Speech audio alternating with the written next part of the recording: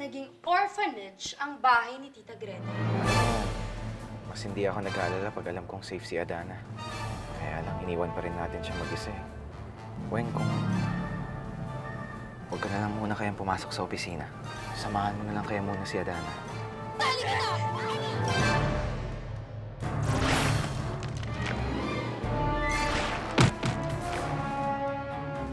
Hindi lang kita kilala. Hanggang ngayon, natatakot pa rin ako sa'yo. Maraming salamat ha. Ang bait-bait mo talaga. Pumayag na si Dennis na ibenta sa amin yung video ng babaeng alakdan. Ibig sabihin, maganda ang susunod na issue ng Extreme Magazine at siguradong kikita kami. Kapag lumabas yung balita tungkol sa babaeng may buntot, kaya pag-uusapan nila ako, maraming maghahanap sa akin. Weng, papatayin nila ako. Hoy! Ano? Ha? Sinasabi ko na nga, ha? Sinasabi ko na nga,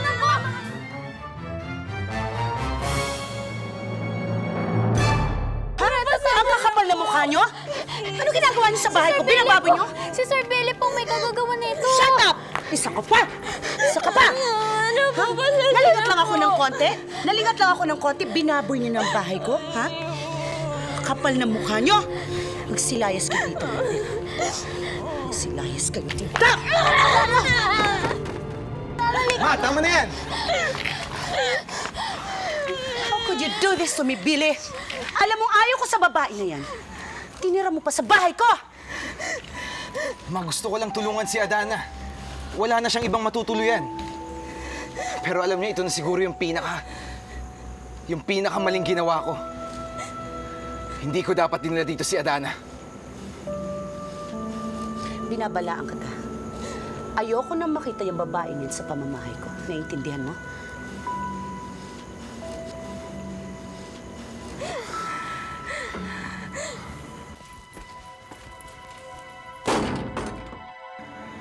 Billy, aalis na lang kami. Kausapin mo na lang yung mami mo. I'm sorry, Adana. Alam kong nangako kung magiging ligtas ka dito tapos ganito pa yung nangyari. Pero huwag kang mag-alala. Akong bahala sa'yo. Sana bigyan mo pa ako ng pagkakataon para makabawi sa'yo. Pero paano yung mami mo? Baka lalo siya magalit sa'yo kapag hindi mo pa ako nilayuan. Ako nang bahala kay Mami. Basta akong bahala sa'yo, Adana.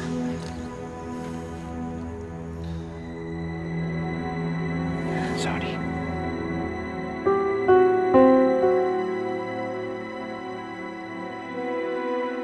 Mabuti na lang at sinabi mo sa akin, Veronica. Pinalayas ko kagad ang babae yun sa pamamahay ko. Ang problema ko, nakikialam si Billy. Tita, huwag kayong papayag na hahanapan pa ng malilipatan ni Billy si Adana. Lalaki yung ulo ng babaeng yun eh. Grabe na ang ginawa ko kanina. Pag nakialam pa ako ngayon, baka hindi na umuwi ang anak ko sa sobrang galit sa akin. Pero tita... Tama na, Veronica. Hayaan na muna natin sila. Ang importante, wala na dito ang Adana na yon. Wala na problema kung nandito si Adana eh. Hindi ko rin naman ginagamit ang bahay. May pupunta lang dito every weekend para linisan yung bahay. Salamat, Gab. At least hindi to alam ni Mami. Hindi niya na mapupuntahan dito si Adana. Kaso, nahihiya pa rin ako eh. Kung meron lang sana ako ibang mapupuntahan. Okay lang nandito ka, Adana. Mas okay na yun kasi yung parati akong tinatawagan rito ni Billy. Totoo yun, Adana. Lagi kong iniisip kung okay ka ba o hindi. Tsaka huwag kang mag-alala, sasamahan ka naman dito ni Weng. Sure ba kayo dyan? Nahiya na ako kay Sir Gab eh. Wala rin problema kung nandito ka, Weng. Talaga, Sir Gab? Happy naman ako. Adana, magkasama ulit tayo. Yay! Suggesting na idikit natin sa issue ng video yung pictures ni Adana kasama yung mga lakdan. Well, that is kung papayag si Adana. Siya yung nasa picture. Pwedeng Wag na lang. Oo nga, Sir Billy. Tsaka kung ako tatanungin, ayokong ilabas doon sa magazine natin yung tungkol doon sa babaeng alakdan. Hindi rin naman bagay sa atin yung issue eh. At saka, isa pa, hindi ba kayo naaawa dun sa babaeng alakdan? Malay nyo, baka natatakot din siya. Na hindi rin naman niya ginustong maging ganun. Tapos, ipapaalam niyo pa sa buong mundo yung hindi niya pagiging normal. Di ba kayo naaawa sa kanya? Kung makapagsalita ka naman, parang kilalang-kilala mo yung babaeng alakdan.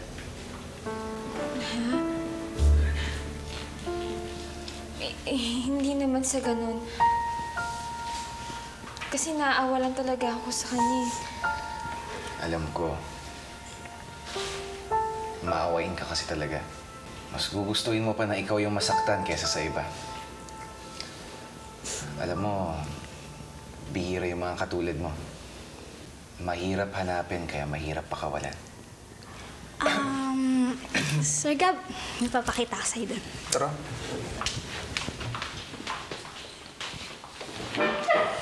Adana. Sir Billy, sorry po kasi nangihimasok ako sa trabaho niyo. Kasi naisip ko lang baka nag-iisa na lang din siya sa buhay niya.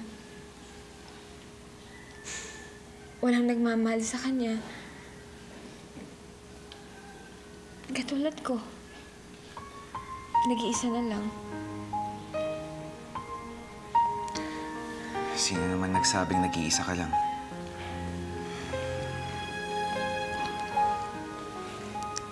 Adana, nandito ako. Kasama mo. Sana nga ganito na lang palagi eh. Nandito ka lang. Sana palagi kitang nakikita.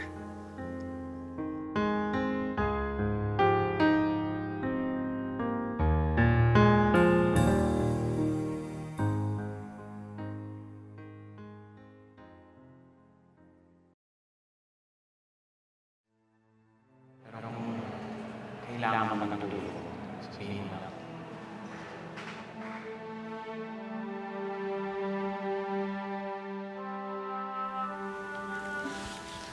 Adana. Adana. Sabi ko naman sa'yo, yung caretaker na bahala dyan eh. Kaya ko naman eh. Tsaka, wala din naman akong ginagawa. Alam mo, ang sipag mo talaga. Siguro magiging mabuting nanay ka. Alam mo, gusto ko kapag naging nanay ako. Katulad ng nanay ko. Kaya niya ipagtanggol yung anak niya kahit wala siyang katuwang sa buhay. Kahit iniwan siya ng lalaking dapat kasabay niya nagpapalaki sa akin. Sa pangarap ko ay kapiling.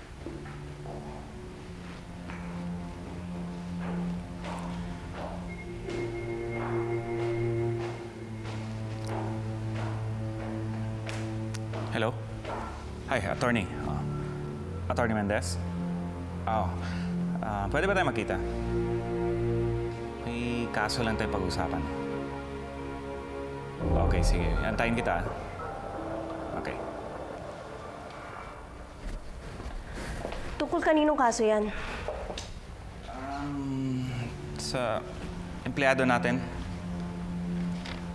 May kaso kasi siya, walang tutulong eh. Kakaawa naman. Baka naman, pag naging tatay ako, hindi ako kagaya sa tatay mo. Hindi ko iiwan yung babaeng mahal ko at yung mga anak ko. Gaya ng ginawa ni Daddy. Iniwan ka din ng daddy mo? May mahal na siyang iba eh. Si Mami naman, nabuntis niya lang. Sinubukan nilang magsama pero hindi naging okay. Kaya yun, imbis na lagi na lang sila nag-aaway, nagkanya-kanya na lang sila. Galit ka ba sa kanya? Hindi. Alam mo, mabait naman si Daddy sa akin. Si Mami lang talaga yung may ayaw na makipagkita pa ako sa kanya. Wala na nga akong balita sa kanya eh. Hindi sana kung nagkikita kami, may kausap sana ako pag bad trip ako kay Mami. Akala ko ba malapit mong mahuli yung babaeng alakdan? Pare, labo nga ng video eh.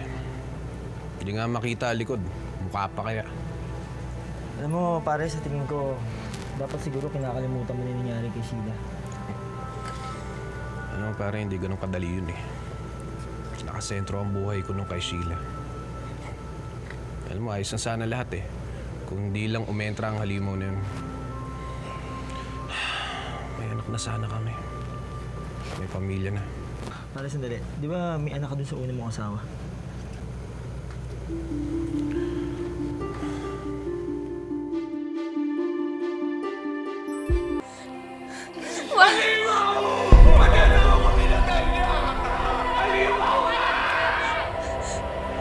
Wala akong kasalanan!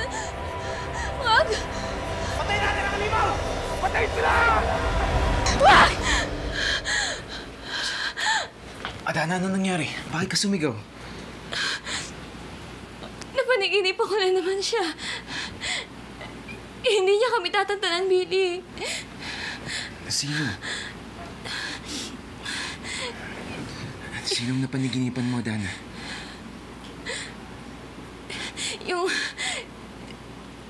Yung taong malaki ang galit sa amin ni Inay.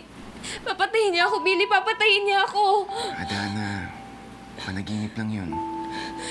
Isa pa, bakit ka naman papatay ng taong yun? Alam kong mabuti kang tao. Meron ka bang nagawang kasalanan sa kanya?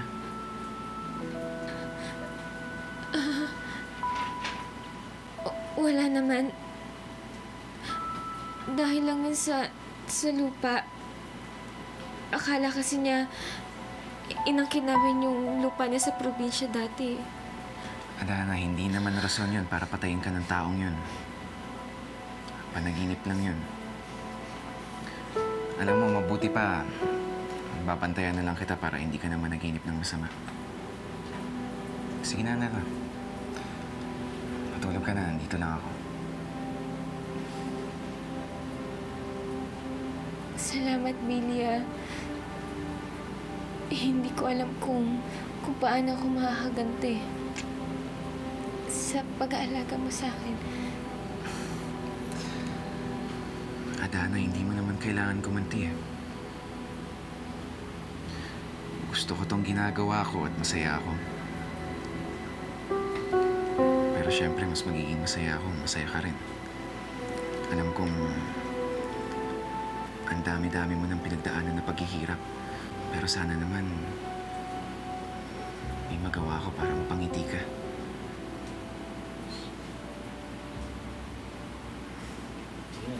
Sige na, tulog ka na. Andito lang ako.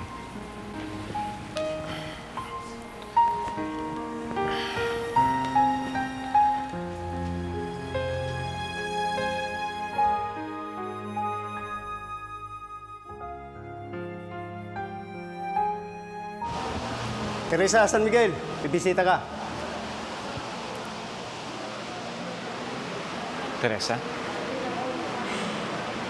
Ariel, hindi ba't sinabi ko na sa'yo na huwag ka nang babalik dito? Teresa, may kasama akong abogado. Magaling siyang abogado. Matutulungan ka niya dito sa kaso mo. Gusto mo akong tulungan? Bakit mo ginagawa ito? Teresa, may pinagsamahan naman tayo, di ba? Matagal ko nang kinilimutan yan, Ariel. Teresa, please. Tanggapin mo yung tulong ko. At dito man lang makabawi ako sa'yo. Sarado na ang nakaraan para sa atin, Ariel.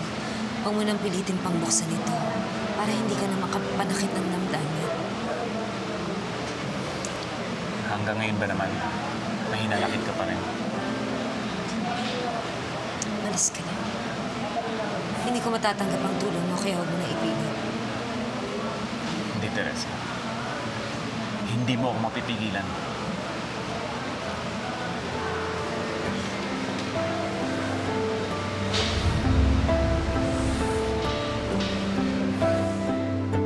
Sino ba yan? Sabi niya, kilalang-kilala ka niya. Sinabi ko sa'yo, huwag kayong nagpapapasok pag hindi nyo kakilala. Sorry po, ma'am.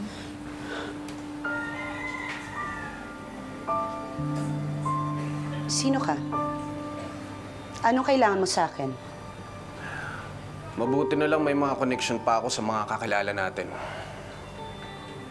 Hindi ako nahirapang hanapin ka, Greta. Rico. Kami hinanap. Di ba't sinabi ko sa'yo na ayaw ka na naming makita? Hindi naman ikaw yung pinunta ko dito eh. Si Billy. Wala si Billy dito. Kaya makakaalis ka na. At kung maaari lang, wag ka na magpapakita sa amin. Pumayag ba siya na wag magpakita sa akin nung pinagbabawalan mo siya? O nawala lang siya ng paraan para makipagkita sa akin dahil linayo mo siya sa akin? Dapat lang na ilayo ko siya sa'yo. May karapatan rin ako kay Billy. Dahil ako ang ama niya. Anak ko rin si Billy. Huwag kang maingay. Huwag kang maingay, pwede. Baka may makarinig sa'yo. Bakit? Hindi ba alam ng mga tao dito sa bahay mo, Greta, na ako ang ama ni Billy? Walang pakialam sa'yo si Billy. Hindi totoo yan. Dahil ikaw lang ang naglalayo sa akin sa anak ko. Hindi ako makakalimutan ni Billy dahil maayos ang sama namin. Tinadalaw pa nga niya ako sa bahay ko eh. Kahit ayaw mo. Nagpapasama pa siya sa yaya niya para puntahan ako. Kaya hindi ako naniniwala na itatapon lang ni Billy ang pinagsamahan namin. Ano pa bang kailangan mo? Hindi ba nag-asawa ka na? Iniwan mo kami nang dahil sa babaeng yun, hindi ba? Wala na si Sheila. Matagal na. Pero Greta, huwag kang mag-alala. Gusto ko lang makita ang anak ko. Hindi. Tahimik na ang buhay namin. Huwag mo nang guluhin ang isip ng anak ko. Gusto ko lang makausap si Billy. Get out of this house now. Wala si Billy dito, kaya makakaalis ka na. Matagal mo na siyang linayo sa akin. Hindi ako titigil hanggat hindi ko siya nakikita. Babalikan ko si Billy sa ayat mo at sa gusto mo.